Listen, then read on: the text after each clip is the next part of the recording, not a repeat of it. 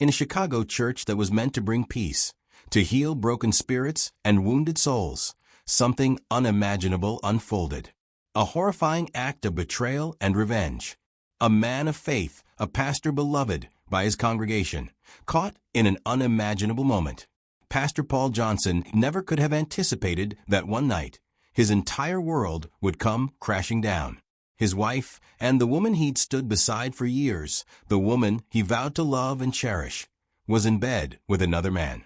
The man wasn't just any man, though. He was Michael Davis, a trusted member of the congregation, a pillar of their community. And worse yet, Michael was also the husband of one of their very own church members.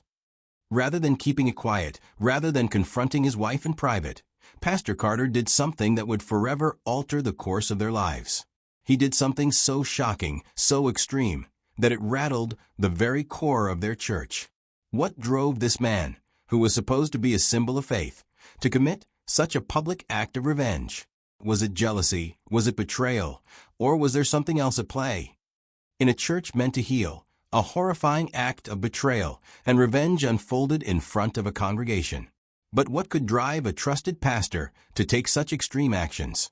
Let us know your thoughts in the comments, and don't forget to like this video and subscribe to join us as we dive deeper into the story. Pastor Paul Johnson had always been a figure of admiration in the small town in Chicago. His sermons were known to inspire and uplift, while his compassion for his congregation was unmatched. He seemed to have everything a man could want: a thriving church, a loving wife named and 3 beautiful children. His marriage too, and had always been portrayed as the picture of stability. They were the couple everyone envied, the ones who made church events look effortless, and their family life seem like the epitome of happiness. And a dedicated mother and wife was the type of woman who always put her family first. To their neighbors, she was the perfect Christian woman, always there for others, volunteering in the church, and raising their children with the same faith and values that Paul held dear. They were partners in life and faith, building a future together in the heart of their community. But despite the external picture of bliss, cracks began to appear. The first signs were subtle, often dismissed as the usual growing pains that come with a busy life. Anne's energy seemed to wane, her attention to Paul and the children less focused. She became increasingly distant, withdrawn after church services, and more often than not, distracted at home.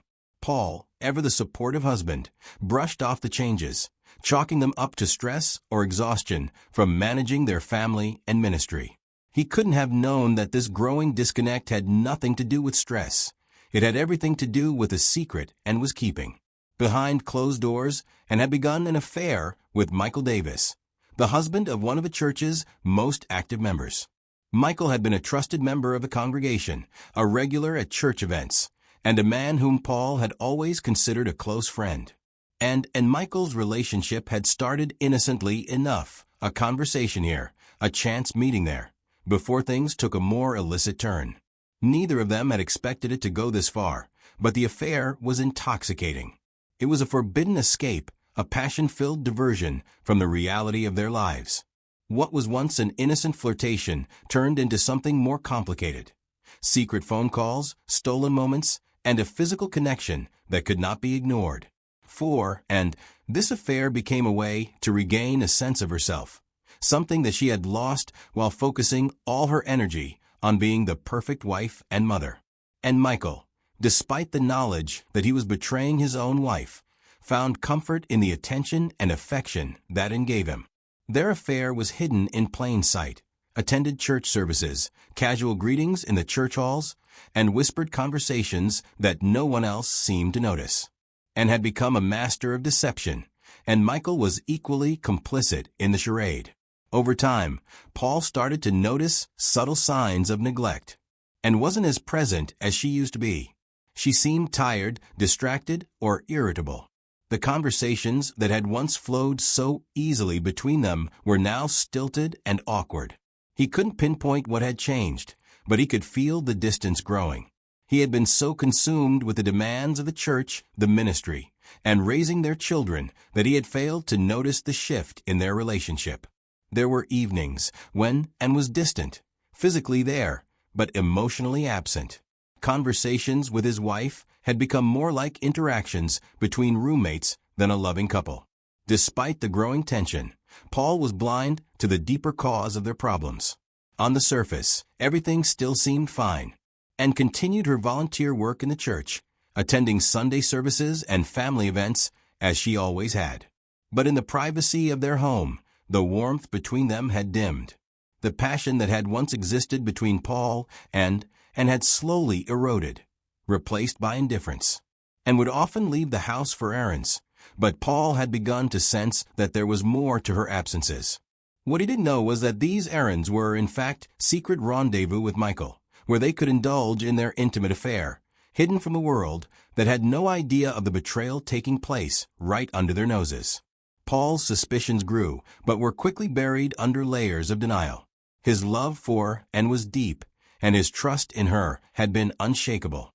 He could not fathom that the woman he had shared his life with, the mother of his children, could betray him in such a profound way. However, as Anne continued to pull away, something inside Paul snapped. He could no longer ignore the nagging feeling that something was wrong. The affair between Anne and Michael had been ongoing for several months, but its intensity only increased as time went on, and had convinced herself that she was justified in her actions, that her husband's emotional distance and the responsibilities of ministry had left her neglected and lonely. Michael, on the other hand, had become infatuated with, and in a way he hadn't anticipated. Their relationship was no longer about stolen moments of passion. It was about emotional connection, a shared experience that bonded them together. It was a dangerous liaison, one that both of them knew could never come to light. And Michael were careful, or so they thought. Their interactions were kept private, their meetings occurring when no one was around to see them. They had mastered the art of hiding in plain sight, until the night everything changed. That night, Paul walked into their bedroom and caught Anne and Michael together. It was late in the evening when Paul walked into the bedroom, expecting to share a quiet night with his wife. Instead, what he saw shattered his entire world. There, in their bed, was Anne, the woman he had loved and trusted, lying next to Michael, the man he had known as a fellow member of the congregation. The image hit him like a freight train, two people he loved and respected in the most intimate setting, betraying him in the worst possible way. Imagine the shock of discovering your spouse's infidelity right under your nose. How would you react? Let us know in the comments below. And if you're enjoying the story so far, give it a thumbs up and subscribe for more real crime tales like this one. For a few seconds, Paul stood frozen in disbelief, his mind racing to make sense of what he was seeing. And the mother of his children and Michael, someone he had considered a brother in Christ, were tangled together in a way that shattered the illusion of trust and love Paul had built his life on. The anger started to bubble within him, but rather than yelling, storming out, or confronting them in the moment, Paul did something more insidious. He filmed them.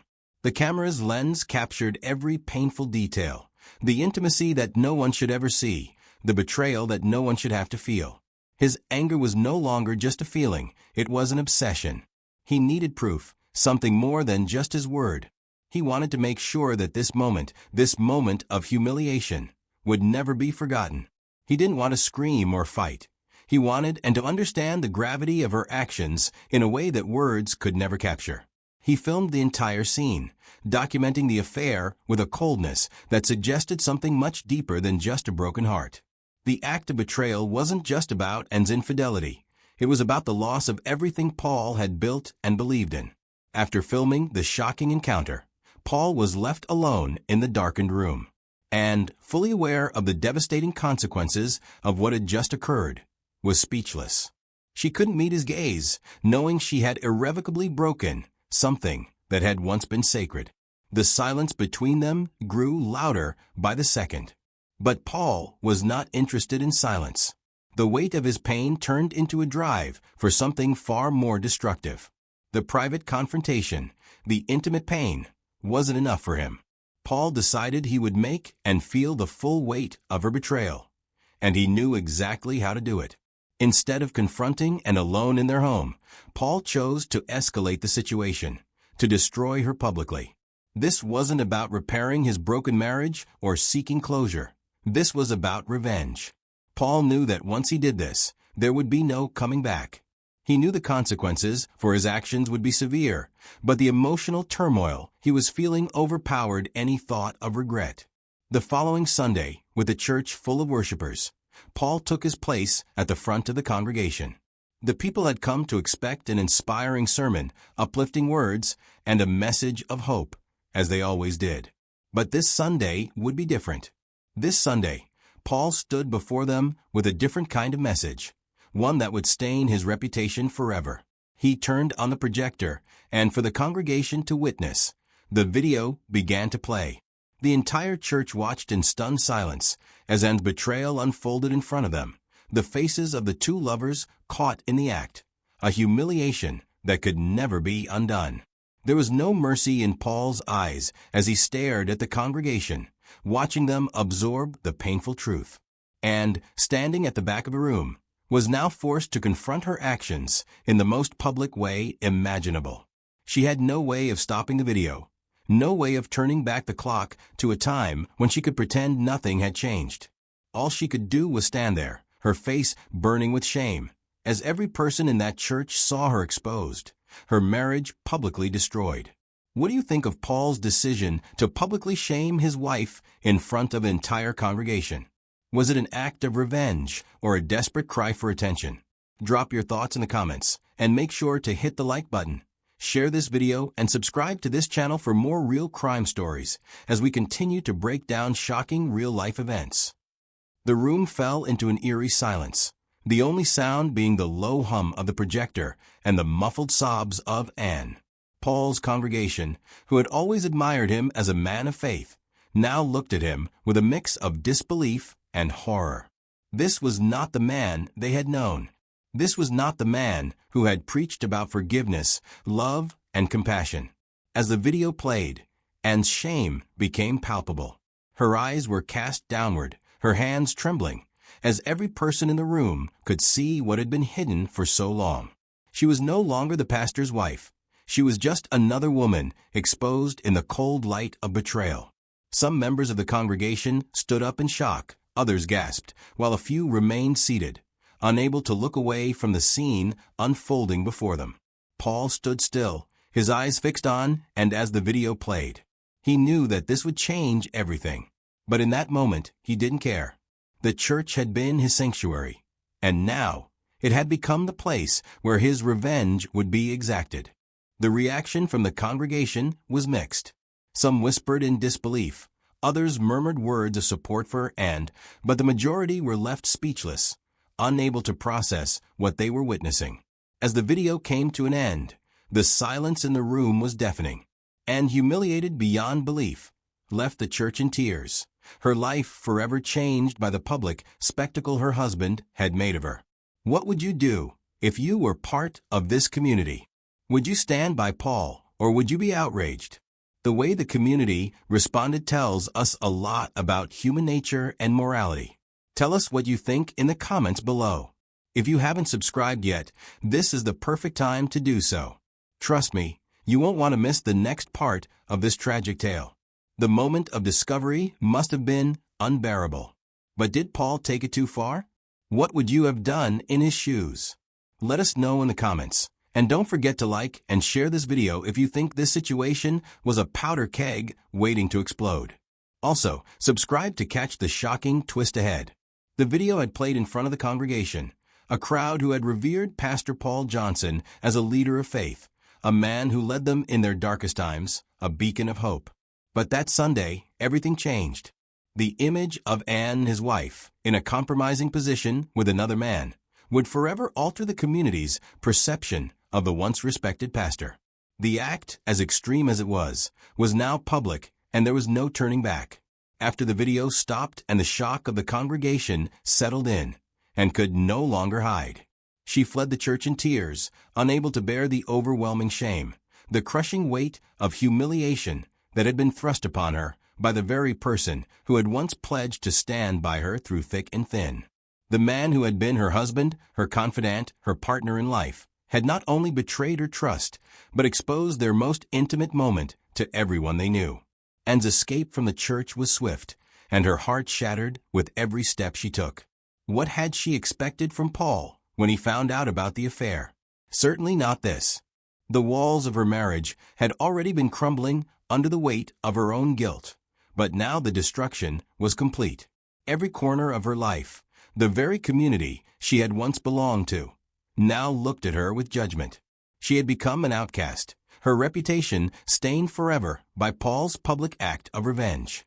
What was once a place of sanctuary and faith now felt cold and isolating. For Paul, the situation was just as complex. Standing at the pulpit, his heart racing, adrenaline still coursing through his veins, Paul tried to keep his composure. His wife was gone, but in the pit of his stomach, he felt no relief, only a gnawing emptiness. The video had been his weapon, his way to force and to understand the depth of her betrayal. But now, with her gone and the congregation's divided opinions, the result seemed less like a victory and more like an irreversible loss. His actions were meant to strike at her, to inflict pain in return for the years of deceit, but Paul was left standing in the ruins of his own decisions. His marriage was over, his community was divided, and Paul, despite feeling justified in his actions, couldn't escape the gnawing sense that he had gone too far. The immediate aftermath of Paul's actions was felt deeply throughout the community. The once vibrant church, where families had gathered for years to worship and find comfort, now seemed cold and divided. Members who had long looked up to Paul were no longer sure what to believe. Could they still follow a man who had publicly humiliated his wife?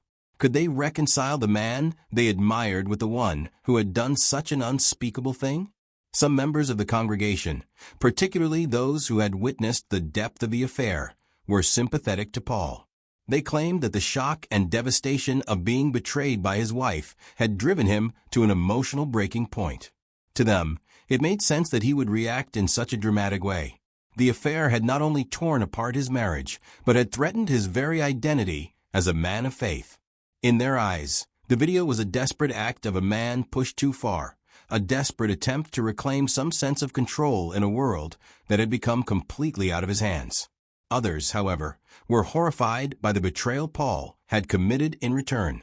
Churchgoers whispered in small groups, questioning Paul's judgment, his role as a pastor, and his very morals.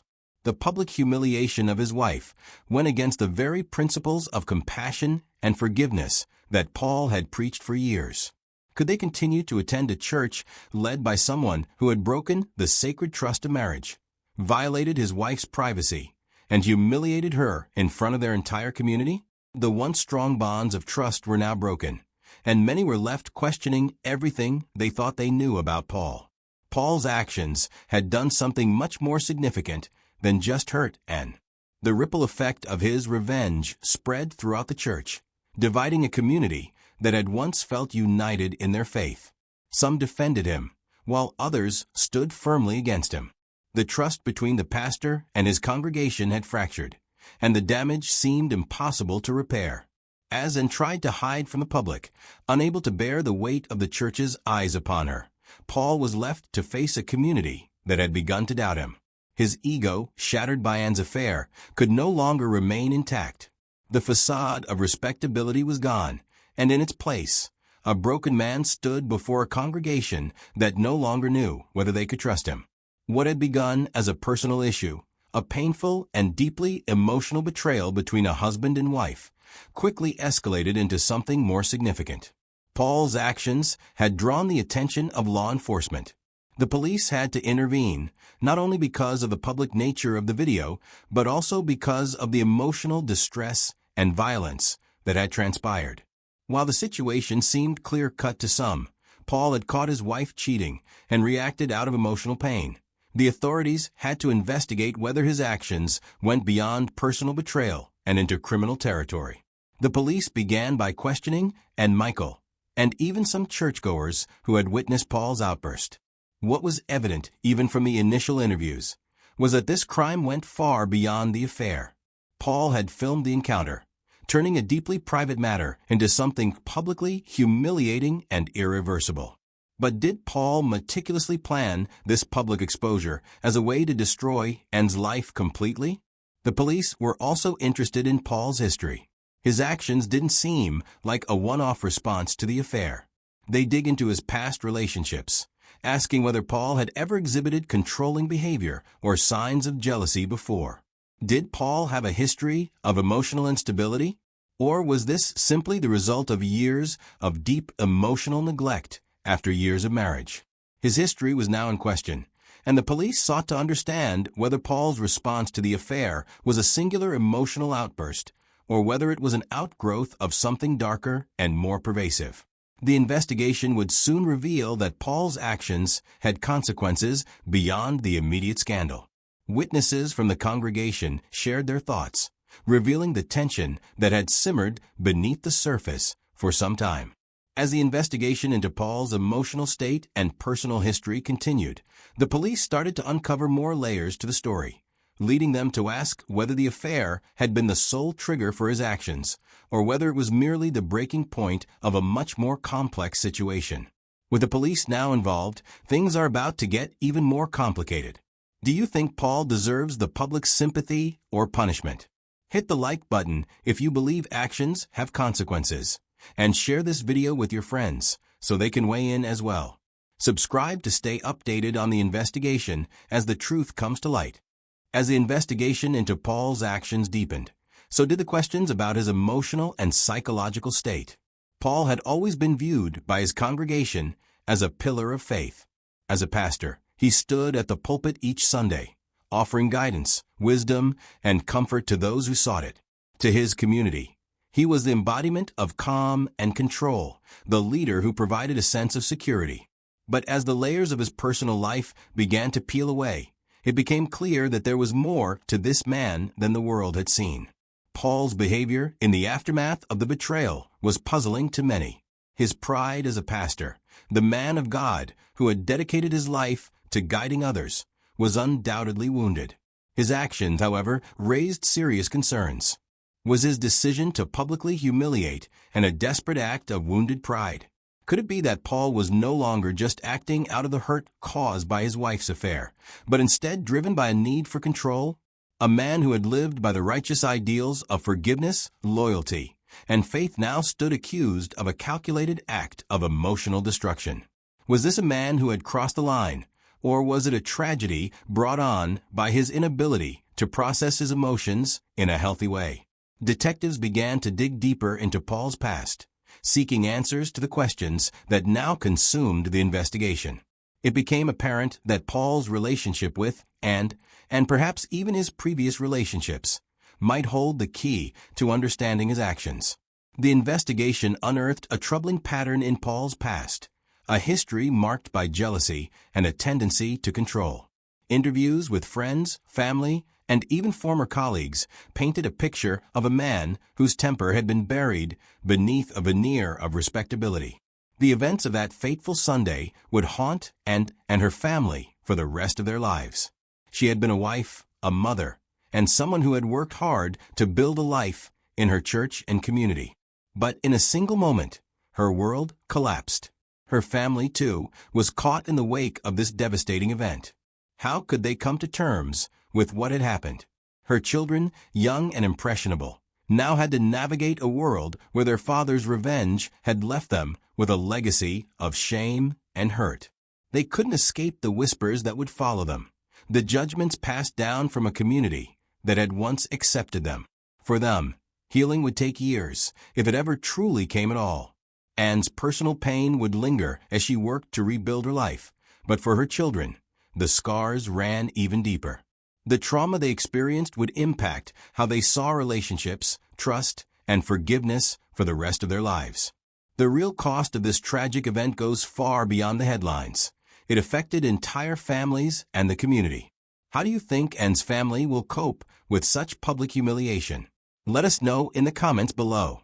If you haven't already, don't forget to subscribe for more deep dives into real-life true crime stories. The ripple effect of Paul's actions spread far beyond Anne's family. The congregation that had once looked up to Paul as a spiritual leader now found themselves grappling with a new reality. A church that had always been a place of solace, love, and fellowship became a place of division, disbelief, and shame. For some, the betrayal hit hard, and they stood by and supporting her in the aftermath of the scandal. These members of the community couldn't condone Paul's actions. They recognized that no amount of forgiveness could erase the trauma and had experienced. On the other hand, some still felt sympathy for Paul, rationalizing his behavior as a result of deep emotional pain. But was that justification enough for the hurt he caused? The division within the church mirrored the confusion and hurt felt by the wider community. Paul's trial began amidst public outcry and widespread media coverage. The courtroom was filled with anticipation as the prosecution and defense presented their arguments. The prosecution painted a damning portrait of Paul as a man driven by extreme jealousy and a desire for public humiliation, particularly considering his role as a trusted leader within the church community. They argued that Paul's decision to film the betrayal and show it to the congregation was an intentional act of cruelty, designed to humiliate and then damage her reputation beyond repair. The defense, on the other hand, claimed that Paul's actions were driven by a moment of extreme emotional distress. They highlighted the years of emotional pain Paul had endured, claiming that his sense of betrayal and loss of control led him to make a rash decision.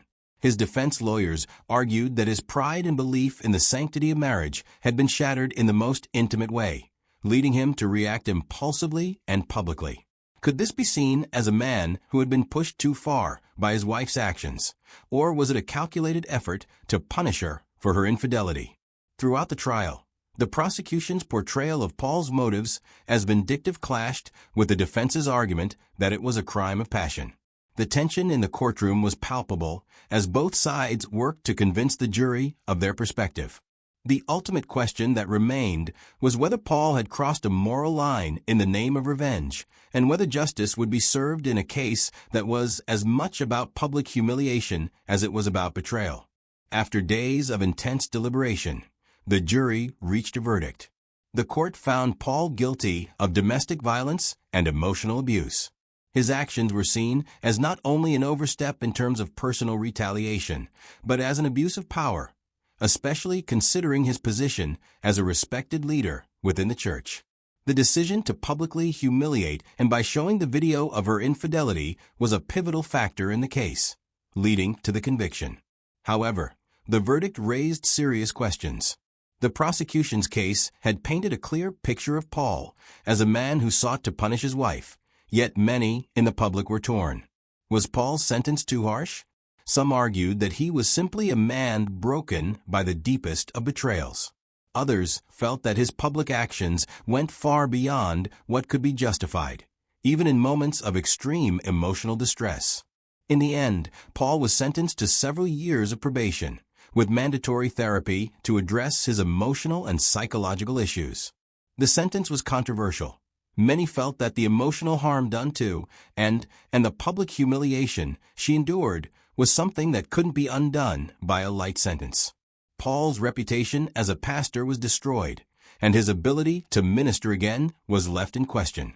The trial is over, but the questions remain. Was justice served, or did Paul get away with too much? Do you think the verdict was fair? Share your opinion in the comments. And if you enjoyed this breakdown, make sure to like this video, subscribe, and turn on notifications for future true crime videos. We're just getting started with the next case. While the legal case was settled, lingering questions remain about Paul's actions. Could this tragedy have been avoided? Some argue that Paul should have confronted his wife privately, with dignity and respect for their marriage. Why choose public humiliation when private reconciliation could have been an option? Was the satisfaction of revenge worth the destruction of his marriage, his position in the community, and the lasting harm done to Anne? The deeper question remains. What does this case say about the influence of jealousy, control, and unchecked emotions in relationships? Could this tragic event have been prevented if Paul had sought help before allowing his emotions to spiral out of control? Was the tension in their marriage more than just an affair? Was it a breakdown of trust that was always there, waiting to erupt? If you thought this case was shocking, wait until you hear the next one. hit subscribe and turn on the bell notification so you don't miss any story from the 115 True Crime Vault. We're diving deep into the next twisted true crime story soon.